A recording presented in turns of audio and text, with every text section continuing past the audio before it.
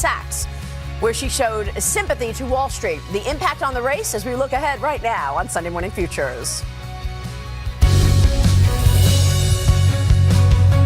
Is fighting back this morning against allegations of sexual assault being lodged against Donald Trump, dismissing the accusations as phony. Plus, the GOP candidate repeatedly calling the election rigged. In a four-way race, a new Washington Post ABC News poll this morning shows now Clinton up by just 4 points over Trump, despite all the activity over the last few weeks. The poll was taken last week after the allegations against Trump surfaced. Joining me right now is the former New York City mayor and a senior advisor, Rowdy Giuliani. Great to see you. Hi, Rick. Thank you so much for joining us, Mr. Mayor. Good poll numbers this morning. What do you think is behind this situation? Well, I think the fact is the American people have a lot of common sense, and they realize allegations like this don't emerge 27 days before an election from here and here and here and here and here and here. And it's all like just coincidental with all of the WikiLeaks revelations about her, which allows the liberal press to bury the WikiLeaks revelations, which are far more relevant, really. Donald Trump's personal life. Look, next year, somebody's going to be in the White House. Either taxes are going to go up or go down. Doesn't matter what his personal life or her personal life is. The money's either going to come out of my pocket or money's going to be in my pocket. That's good. Next year, somebody is going to have to really stand up to ISIS because Hillary Clinton and Barack Obama created ISIS. It can't be Hillary. It has to be somebody new. His personal life, and by the way, I think these allegations are not true. And I'm going to tell you why I think they're not true. And I'm not going to put my lawyer's hat on because I haven't had a chance to examine them as a lawyer. I'm doing it as a friend of Donald Trump's. Okay. I've known him for 28 years. I've been in every circumstance imaginable with him, I think. I've seen him with women all the time. I know men who are inappropriate and I don't like it. I've never seen him one time act inappropriate to a woman. And there are some other men in public figures, that I can say something far different about, who go around putting their hands on every woman imaginable. And one of them is very close to the Democratic candidate for president. You're talking about Bill Clinton. I have observed that. And my wife has observed that. But, you know, it's interesting because for the last several weeks, WikiLeaks has been promising us more. That Julian Assange has been saying there will be more closer to the election. So that gave the Clinton campaign a whole lot of time to say, okay, whatever this stuff is that they have that they're going to leak, let's make sure to contact some women who know Donald Trump. Let's go back and try to figure out what we can just to offset this. 30 years ago on an airplane for 15 minutes of groping in first class? First class 30 years ago was considerably more luxurious than it is today. Flight attendants were all over you every 5 minutes. It's only 6 to 8 to 10 people in the cabin. Couldn't possibly have happened. It's on its face not true. And then a man has come forward that says it's not true. I don't know. Right, he said he was on the flight. Well, I was just lucky. I mean, but look, people can come forward and say anything. Why do they do it? They do it for fame. They do it for money. The one represented by Gloria Allred, you're not going to tell me that's not for money. I know Gloria Allred. She's in it for this. Oh, wow. You know what? Just looking at these polls this morning tells you that the American people are actually putting that aside, putting certainly the comments that we know he said on tape aside. Let's talk about the debate. Wednesday night is critical. Yes. You know this. I like the way Chris Wallace has organized the topics. And if he stays in the order of the topics, it'll be fabulous because he puts fitness for president last, which means it'll be consigned to about 10 minutes. So that's all it deserves. Look, there are lots of reasons that she's going to argue he shouldn't be president. There are lots of reasons, and much better ones, I think, he'll argue why she shouldn't. But first, things like the economy is going to come. Immigration, foreign policy. These are things that really, really concern us. Who is going to stop the mass group of people coming into this country? Now we have her WikiLeaks to support the fact that she wants open borders, sanctuary city, amnesty. She wants a global economy. Yeah. In one of her speeches, I don't know if it was Goldman Sachs or one of the other institutions where she got $250,000, she said her real goal is kind of a hemispheric global economy. That means we give up our sovereignty. She wants to do exactly what England just pulled out of. Right? And that's what people are afraid of because they see what just happened with all of the refugees coming into Europe and how it flooded. She wants that for us. She wants to increase the number of Syrian refugees by 550% more than Obama. She is, on this issue, to the left of Obama. We always had our view of Hillary, meaning us Republicans. We always thought of her as being phony, says something in public, different in private. We've always thought of her being a liar. Now we see on WikiLeaks that she is. We always thought of her as being really much more of a socialist than her husband was. She basically said in another speech in Canada that she prefers the Canadian socialist medicine system. Right. Well, we always knew that, going back to 94, 93. So these are just confirming. These emails, to me, when I read this, I said, is just confirming. You know something? I wasn't wrong. Yeah. All my liberal friends told me I was wrong. She's really not for socialized medicine. Take you. She said it. She's for socialized medicine. But look, she was Secretary of State. She's going to have all the details and specifics in terms of foreign policy, where we were, where she believes we need to go. How is Donald Trump preparing? Very, very simple answer. Very simple answer is, Hillary, you got all the facts, all the figures, and you don't have a single success. You just failed and failed and failed. You helped to create ISIS by pulling out of Iraq with no troops. What do you mean you couldn't get a status of forces agreement? I'd have got, if Donald Trump or if Obama sent me to Iraq, I would have got a status of force agreement. I'd have put it in front of him and said, you're going to sign it. Right. You see all those troops out there? And that status of forces agreement protected our troops. We prop up your government. You're going to sign that darn thing, or we're going to have a new head of your government. Right. Somebody's got to get tough. Somebody has got to... But aside from criticizing she's announced no troops on the ground. He said, that's an option I will consider. He hasn't said he's going to do it, but he says that's an option I will consider. Will he have a specific plan to take down ISIS? Will he have a specific plan to deal with Russia? We have a lot of things we have to deal with. We can't just focus on ISIS. We have to focus on Russia. We can't just focus on China or Al-Qaeda. Here's what we have to do. We have to build up our military. We have to, what Obama and Clinton want to do is take our military down to World War I levels. So he very specifically has said he wants 450,000 troops. They want to go down to 420. I'm sorry, he wants 550,000 troops. They want to go down to 420. That's a much bigger army. He wants a Marine Corps that has 8 more to 10 more battalions. He wants a Navy that has 350 ships. We're going to go down to 220, 230. Incapable at 220 and 230 to fight a 2-ocean war, and we'll let China take over the South China Sea. And he wants to increase our aircraft, our fighter aircraft, by about 400 or 500. And he wants to modernize our nuclear capacity and our military capacity. So what he's doing is, he wants to build up a situation like Reagan did. He wants to be able to negotiate from strength with the largest military in the world, incapable of being matched by anybody, incapable of being challenged by anybody, and able to fight conventional wars or asymmetrical wars, with, of course, the best special forces that ever existed, which we already have, and we'll just make them better. What is going to be success for you walking out of that debate Wednesday night? What will it take for you to feel like that we got into the issues, and I think this is why Chris Wallace is such an excellent moderator, because Chris is going to be tough on Donald, he knows that, and he's going to be tough on Hillary. He's going to be fair and square right down the middle. That's all we want. I think when we come out of this, I want people to know he's going to lower your taxes. He can put more money back in your pocket. She's going to take taxes away. He is going to get rid of Obamacare. She's going to go to socialized medicine. He's going to stand up to ISIS, which is a much bigger army, a much bigger Navy, a much bigger Air Force than we have right now. And he's not going to be saying no boots on the ground, no boots on the ground, no boots on the ground, which sends a sign of such terrible weakness. He's going to say instead, I don't want war. I'd rather not have war. But if you push me, I am capable of making the decision. Is he going to release any names of the people he's considering for his cabinet? When we've spoken in the past, you said, as we get closer to the election, he even told me when he came on the show on the Fox Business Network. I think he might. I think that's something he's thinking about. He was focused so much on the Supreme Court. He's listed 18 for the Supreme Court. She's listed none, by the way, because she doesn't want to tell us what kind of wackos she wants to put on the Supreme Court. This is going to be incredible. I'd love to hear her 5 or 6.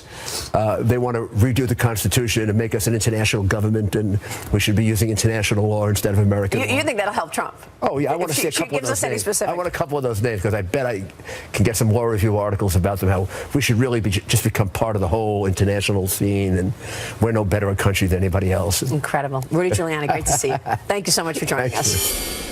Coming Coming up next, what can we expect in this final debate on Wednesday night in Las Vegas? I will speak with one of the debate commissioners next. We'll get his angle on what he'd like to say. Let us know what you'd like to see from Frank Fahrenkopf, who will join me next live on Twitter at Maria Bartiromo at Sunday Futures. Send us a tweet. Stay with us. We're looking ahead right now on Sunday Morning Futures. Back in a moment.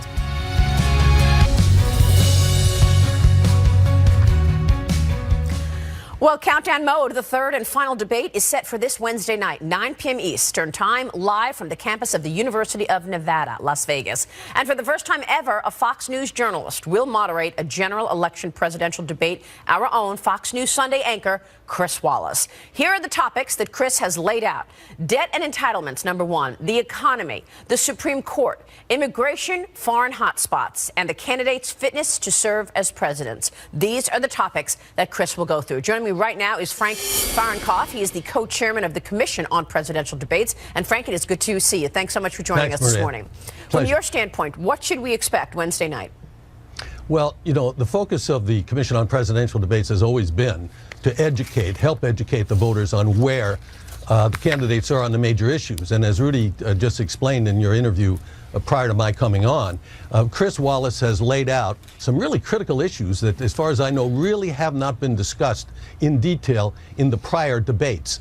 And I'm talking about, number one, the whole question of the national debt, the whole question of what we do about entitlements, what we do about immigration, what we do about the economy, the Supreme Court, etc. So I'm hopeful that the candidates, you know, with Chris's prodding as the moderator, will really drill down on these issues. As you know, the format here is the same as the first debate.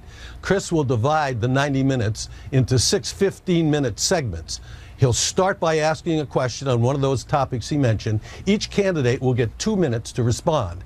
And then Chris can drill down, and we hope we get some interplay and discussion between the candidates. So I'm hoping that we're really going to learn a lot more about the candidates' positions on those issues. And it's really important that he has debt and entitlements in there. This is an issue that we have not been discussing at all as it relates to the economy and the impact of the $20 trillion in debt that this country faces. Let me ask you this, Frank. Who's in the audience? Give us some color on the room that night. How is the audience broken up? What should we expect in terms of the crowds right there live? Well, I don't have the final count. I think even though this arena is a basketball arena and will hold, 18,000 people, by the time we build the anchor booths for the networks and the Secret Service drapes off areas that they don't want anyone sitting in because of possible danger to the candidates, it'll probably be around 1,100 seats. Now, 1/3 of the tickets will go to Secretary Clinton. 1/3 of the tickets will go to Mr. Trump, and the other 1/3 is split between the commission and the school. Now, the school, as I understand it, is holding sort of a raffle as to which students will be allowed to have seats. Although we really involve the student body wherever we go in, being ushers, working, and so we usually involve 1,000 or more students in what we're doing. It's part of the educational function. And so who is in those seats is up to the candidates, who they put in the seats. And we hope, as we go out on stage at the beginning and say, please don't clap, please don't cheer, please don't boo. It's been pretty good, although this time, this cycle, we've had a couple of times when there's been applause when there shouldn't be. And I'm sure that Chris will warn the audience of that also. Yeah, and so how does that sort of play into the dynamic of it, the live audience, and how you divvy up the seats?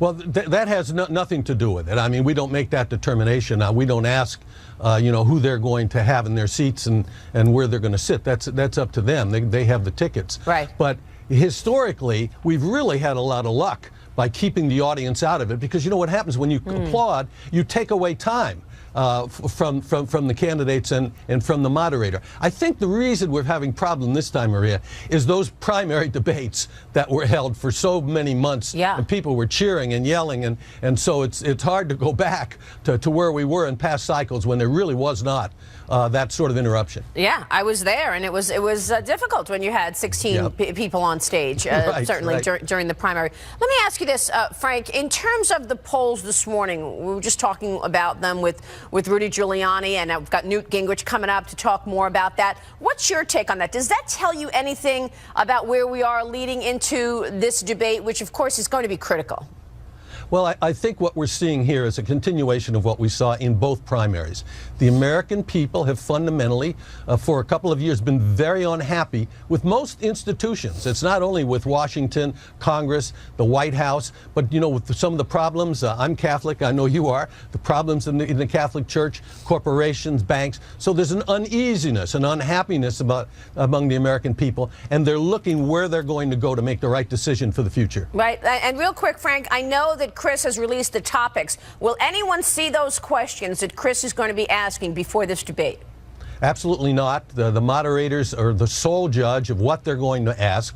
We, the commission, don't see them. The candidates don't see them. The campaigns don't see them. You know, it's in the integrity of Chris, and as it was previously with our moderators. That's one of the hallmarks when we ask someone to be a moderator, that those questions are theirs. It's not Fox News.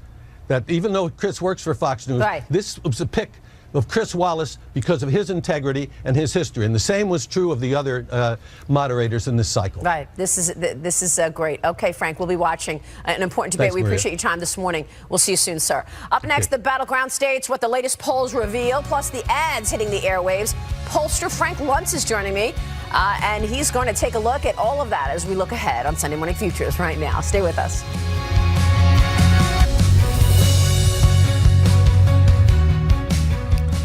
Welcome back. We are counting down to the final showdown this Wednesday night and Election Day. You voters in those battleground states better buckle up. You are very likely to get bombarded with political advertising if it hasn't happened already, especially from Hillary Clinton's and Donald Trump's campaigns. States like Ohio, for example, where a brand new Wall Street Journal NBC News Marist college poll finds Trump leading by 1 point, 42 to 41%. And then there's North Carolina. That same poll finds Clinton up by 4 points, 45 to Trump's 41%. Joining me right now is Frank Luntz. He is the pollster and Fox News contributor that we all watch. Frank, good to see you. Thanks so much for joining us. Glad to. I don't know if I'm glad to be part of this election cycle, but I'm glad to be here this morning. Really has been extraordinary, hasn't it, Frank? So, first, these polls.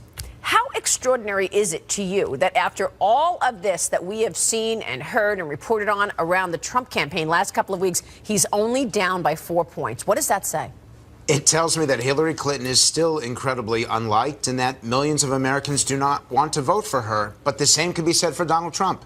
Let me give you 3 key statistics. Number 1, we've never had a campaign where both party candidates have more than 50% who dislike them. Number 2, we've never had a situation where 1 out of 4 voters are going to vote for someone who they dislike on Election Day. And number 3, there's really only about 3% left that can move in either direction, and another 3 or 4% who are uncommitted. They have a preference, but they're not yet ready to make that commitment. And so Wednesday night is going to determine this election. Donald Trump will need an awesome performance if he is to become credible and have the chance of winning in November. So what do you hear from the focus groups that you speak with in terms of that? Do they believe it's possible? What do they want to see? Well, they want to see what the candidates are for, not what they're against. And they can't stand the advertising. So I brought with me 2 examples. The first one I want to start with is the Trump ad against Hillary Clinton that really upsets voters because they think that it goes too far, and yet they actually believe the information in the ad. 68% believe that Hillary Clinton does not have the honesty and integrity to be president. In all the time that that question has been asked, no modern candidate has ever had a higher percentage of people rejecting their integrity. But now let me show you the Clinton ad against Donald Trump that once again upsets a lot of people, and yet they still believe the content. Let's take a look. I think my strongest asset, maybe by far, is my temperament. I'd like to punch him in the face, I'll tell you. I would bomb the out of him. I'd stand in the middle of Fifth Avenue and shoot somebody, and I wouldn't lose any voters, okay? And you can tell them to go themselves. Get the hell out of here. It's amazing. I mean, when we showed the ad, people were laughing. I can see your reaction to it. It's unbelievable. It's unbelievable, and this is the campaign, and this is why the public cannot wait for this whole thing to be over. It feels like Halloween and Groundhog Day every single day of the year. So what's the most important question that you ask your focus groups when actually looking at them to vote on Election Day? What do you think is going to really move them on Election Day? Well, first thing is, the thing that candidates need to answer, and they haven't, is what's the very first thing they're going to do on day one? They take the oath of office at noon. They get to the White House at about 3:30 or 4 p.m. What is the very first thing they do? And second is, who do you want to wake up to on Wednesday after the election? It's 6 a.m., your alarm clock goes off, the TV comes on. Who do you want to be listening to on that day and every day for the next 4 years? I have to tell you, Maria, I would have thought that Hillary Clinton would have had this wrapped up. Everything that I've learned in the 30 years that I have been doing this says that she should be the next president. And yet I continue to have doubts because she cannot close it. There are too many concerns, too many hesitations, too much anxiety about her as a person. And yet they're not willing to support Donald Trump because they do question his temperament. They do question whether he has the personal skills to be the commander-in-chief. But even supporters of Donald Trump would say, you know what, it's not necessarily the man only, it's the movement. People want to see a breakup of what has been in place for a long time, and they see that as corruption. You are so correct. In fact, you hit it. Those are exactly what they would say. But here's what they then say. But Donald Trump talks too much about himself and not enough about changing, about breaking up Washington and starting from the beginning. Trump needs to change his tone in the next 24 days. Well, we'll see if he can do it Wednesday night. Frank, always a pleasure. Thank you. Pleasure. We'll see Thanks. you soon, Frank Lund. So what is the relationship now with Donald Trump and the GOP? Will it change in the coming weeks? Up next, former Speaker of the House Newt Gingrich will join me as we look ahead on Sunday Morning Futures. We'll be right back.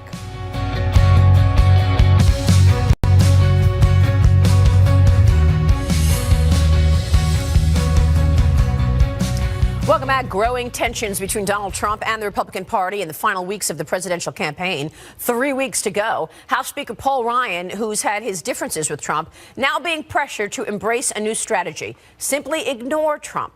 Newt Gingrich is a former Speaker of the House, and he has a new novel out this week, a thriller entitled Treason. Newt, it's wonderful to have you back. Good to see you. No, it's good to be with you, as always. You know, Mr. Speaker, I want to ask you, last week we spoke when we were on the Fox Business Network together on the morning show last week, and you said to me, and this interview got a lot of pickup, there is little Trump and there is big Trump, and little Trump is pathetic. Who will we see Wednesday night? I think you'll probably see big Trump. I think when he's disciplined, as he was last Sunday night, he's very, very formidable. And I think that he will probably rise to the occasion. I think he gets out there, frankly, with the crowds, and the crowds get all excited, and he gets all excited, and then he goes off script and he says something that would be fine if, you know, he wasn't running for president. But it makes no sense if he's running for president. And so I think you've got to really draw a distinction. I keep hoping that he'll decide that he's going to grow into being 100% big Trump. Right now he's about 80-20 or 85-15.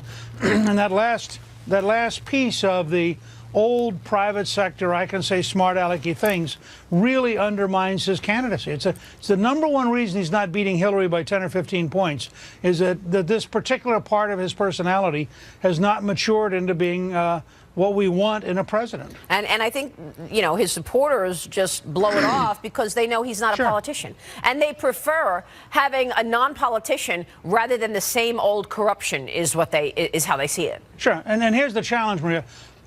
He's already got a tremendous base. I mean, ABC just came out with a poll that said after an entire week of media smears, the total change was 2 percentage points. You, I think, just had a poll that shows he's he's ahead slightly in Ohio, despite everything that the news media did to smear him. So there's there's a very powerful base there. His challenge is there's another 10 or 15% that would be available. I mean, he really would grow as Reagan did in the last weeks of the campaign. Reagan moved suddenly and ended up beating Jimmy Carter by the largest electoral college defeat of any incumbent in American history. That all happened in the last 4 or 5 days of the campaign. To get to that point, Trump has to appeal to the next block of people. He's not going to lose 39, 40, 41% of the country. They're with him. They loathe Hillary Clinton. They believe she's totally dishonest. They believe any comment about sexuality when Bill Clinton's around is totally hypocritical. So they're not reachable by the news media. But the news media is trying desperately to convince the next 10 or 15% that Trump is unacceptable. And my good friend Barry Castleman wrote a piece on a news media coup d'etat, which is really worth reading, because last Friday, a week ago, The networks devoted 23 minutes to Donald Trump's tape and 57 seconds, all three combined, 57 seconds to the Wikipedia. You look at that bias, that is a deliberate effort by the establishment to undo the work of 14 million Republicans who nominated Donald Trump. Yeah. Well, I mean, you make such a great point, and it's true. You know, I was looking at the Washington Post, and I think it was the front cover on Friday, and every story was, or virtually every story was a negative story about Trump. Not one story about the WikiLeaks dump on Hillary Clinton on the front cover of the Washington Post. It actually is extraordinary what's happening with the mainstream media right now in terms of working for Hillary Clinton. I think it would be better off just to describe them as left-wing propaganda. Skip the idea that they relate to the news. The news is the excuse for them to bring out propaganda. The Washington Post this morning has an article, front of its Outlook or opinion section, has an article on the GOP after Trump's defeat. Now, I mean, what kind of arrogance at a point when Trump's clearly within the margin of error in the ABC poll. Yeah, and what it is kind of extraordinary. arrogance? You're right. You're right. I mean, they're just making the case and figuring that's the they're going to write the script. Let me ask you this, because we got to get to the GOP unity or lack of unity. Mr. Speaker, what would happen if Paul Ryan were to just turn around and go all in on Trump? What would happen if John Kasich were to turn around and go all in on Trump and bring in their bases? I mean, could they lose the election for Donald Trump? Yeah, the election will be over. I mean, the fact is, the morning that somebody like Ryan, Kasich's a harder sell just because he's, off on his own. But Ryan's a serious institutional leader, and he understands. And you'll notice the way he's been doing this. He understands that beating Hillary Clinton is essential to the future health of the United States, because she is the most corrupt candidate we have ever nominated for a major office. So he understands he has to beat Hillary. But what he doesn't want his members to do is get all embroiled in trying to defend whatever Trump's latest goofy comment is. And so he's trying to walk a line of saying to them, look, be against Hillary, pick up everything Hillary's doing that's wrong. He himself came out this week with a very strong attack on the Clinton people over their anti-Catholic bigotry. And so you're going to see him do that. But he doesn't want his members to be sucked into the local reporter running in with whatever Trump said this afternoon and spending their time on that, because that may cost them moderate voters. Now, I do think if you look at the ABC poll, the margin difference in part is that Hillary's got about 8% more Democrats for her than Trump has Republicans. If you could have a Kasich, if you could have a Ryan the last 10 days coming in and saying, okay, look, every Republican has to vote for Donald Trump, I think that would, in fact, help guarantee a Trump victory. And frankly, I think he's very likely to win anyway. I mean, I just wonder if they understand that if Donald Trump doesn't win, that people are going to remember that they had a chance, they had a window to actually help, and they didn't. And I think people are going to remember that, and they're going to be mad. Real quick, Newt, before you go, the WikiLeaks, the dump on Hillary Clinton's emails, John Podesta's emails, what do you think was most onerous? What was the worst out of the WikiLeaks? This stuff is getting buried by other stuff, and I want to make sure you tell us your standpoint, what you think is worst. Very quickly, two different things. One was her secret speech to the Brazilian bankers for $225,000, where she says her dream, this is her word, her dream is of a Western Hemisphere without borders. That's 600 million people who could come to the United States. She has no idea what that means. It means MS-13 gangs from El Salvador, Mexican drug dealers, Colombian cocaine dealers. It means, for example, people in Haiti, where they have a $3 a day minimum wage, suddenly saying, gee, I could go to Miami and get $15 an hour. Wow. I mean, it would be unbelievable. The second one, though, I just saw this morning, there's an article which alleges that in the WikiLeaks, the Undersecretary of State attempted to bribe the FBI with additional posts overseas if they would cover up the classification of the emails. If that's true, that is a felony, and he should be prosecuted immediately. That's incredible. Newt Gingrich, always a pleasure. Thank you so much. We so appreciate your time this morning. Newt Gingrich joining us there. Let's get a look at what's coming up on Media Buzz, top of the hour. Here's Howie Kurtz. Good morning, Howie. Good morning, Maria. Well, look at what Newt just pointed out. He used the phrase coup d'etat to refer to the media coverage, relentless coverage of the women accusing Donald Trump of sexual misconduct. Are these stories fair? The women are on the record. Or is this an attempt to tilt the election? And as you pointed out, totally overshadowing the WikiLeaks dump on Hillary Clinton and her campaign and the internal emails. Plus, we've got Mark McKinnon from the circus talking about his show and how the campaign has become kind of a circus with so much focus on the personal as opposed to issues. Wow, the circus. How apropos. Howie, we'll see in about 20 minutes. Thanks. Thank you so much. More on the brand new Fox polls out showing a tightening race this morning. Plus, health care for our veterans. Are they getting the treatment they deserve? We're going to take a look. Former Secretary of the VA as we look ahead on Sunday Morning Futures. Back in a minute.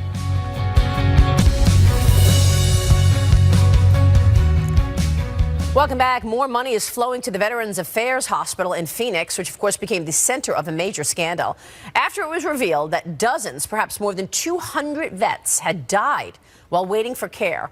Joining me right now is Jim Nicholson, former Secretary of the Department of Veterans Affairs and former Chairman of the Republican National Committee. Sir, good to have you on the program. Thanks so much for joining us.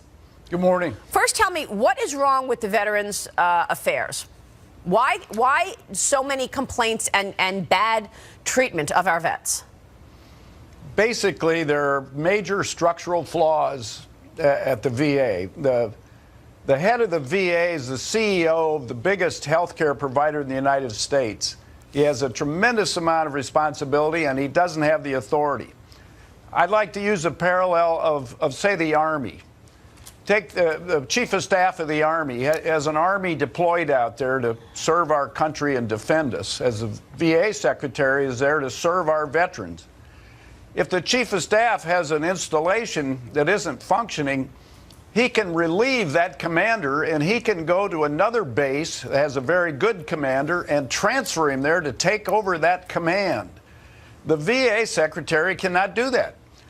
Look at Phoenix. They've had 7 directors of that hospital, I think, in the last 2 years, and the most recent choice is some person that was fired from her job at the St. Louis hospital, then exiled to a clinic in the Philippines, who's been brought back to command that hospital in Phoenix, which has been beset with so many problems.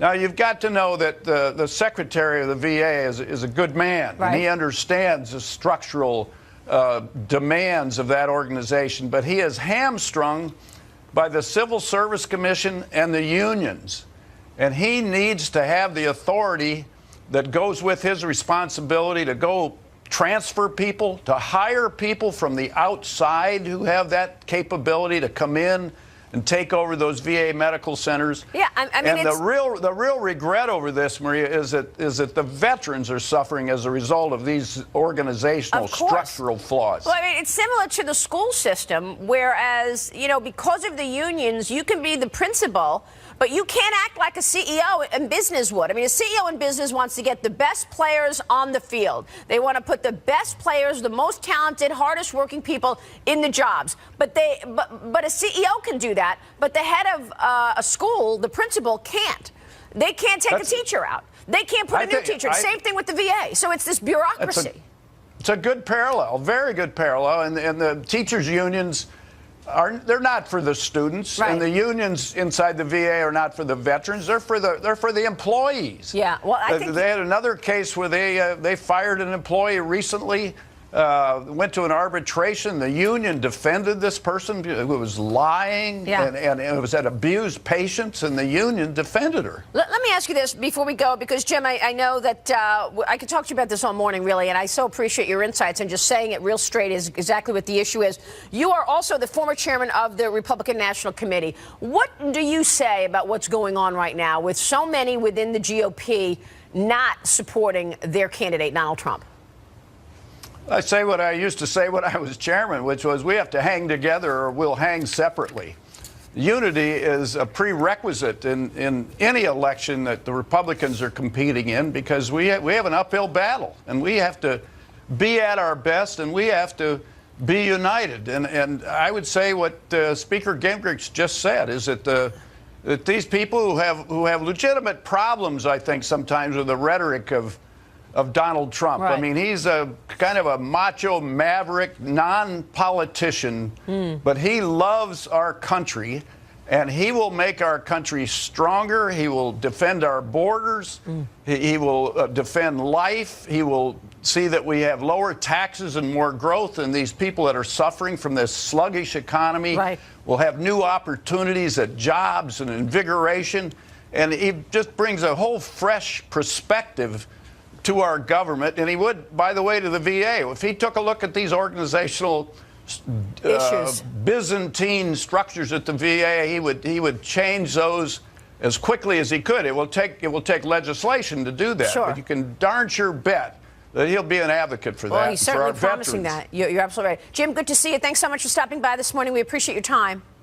You bet. We'll see you soon. New polls, more WikiLeaks emails, the final debate. Our panel is next.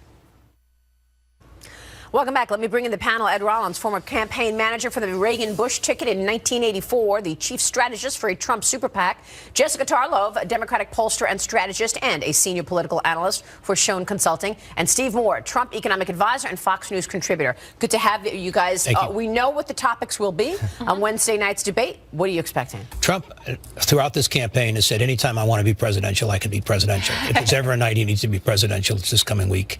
He's got one more shot. The American public is going to look at him. He's behind in the vast majority of polls. He has to basically get a second look, and he has to act responsibly and tell the country where he's going to take it. Steve Moore, you've been speaking to him. Is he going to do it? By the way, Ed and I were talking off camera. He's saying that he doesn't know if Trump can pull this out. But if the Cubs can score 4 runs in the bottom of the ninth, anything is possible. Sure. Yeah, look, he's got to talk about the fact that incomes are falling. New Census Bureau data came out just last week that they're down. He has to hit her when the entitlement issue comes up. He's got to talk about Obamacare and how much people are suffering financially from that. I mean, I know our family, $3,000 increase in our deductibles and premiums. That's happening all over the country. Everybody's feeling it, Jessica. Yep. And the entitlement issue hasn't come up this entire election season. How extraordinary is that? It is extraordinary, especially since the American people do think it's a big deal. It's this not a joke. So yes, I'd like to see them talk about that. And I think the difficulty there for Donald Trump, he doesn't